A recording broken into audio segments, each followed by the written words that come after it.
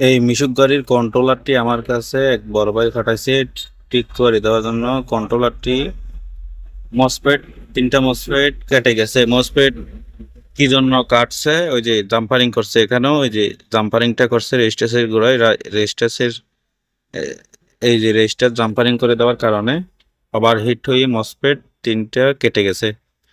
তো এই over overheat, motor controller overheat হওয়ার কারণ হচ্ছে এই যে জাম্পারিং যখন করবেন তখন মোটর কন্ট্রোলার ওভারহিট হবে, মিটারের মধ্যে চার্জ দেখাবে লো, লো ব্যাটারি এরকম দেখাবে।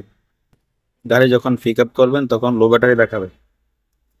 ওই জাম্পারিং যারা করবেন তাদের মোটর কন্ট্রোলার দ্রুত নষ্ট হয়। এই জাম্পারিংটা এই যে দেখছেন, এই জাম্পারিংটা করবেন না। অনেক মেকানিকে এই জাম্পারিংটা গাড়ি বেশ দূর হবে বলে জাম্পারিংটা করে দেয়। আসলে এই জাম্পারিংটা করলে এই কন্ট্রোলার দ্রুত নষ্ট হয়ে যায়, ক্যাপাসিটর গুলো ফুলে যায়। এই ধরনের কন্ট্রোলার, এটা স্যান্ডি, এটা একটা বাজারের কন্ট্রোলার, এত এত ভালো মানের না। তো তার মধ্যে আবার জাম্পারিং জাম্পারিং করলে কি হয়, এই দ্রুত মসফেট কেটে যাবে।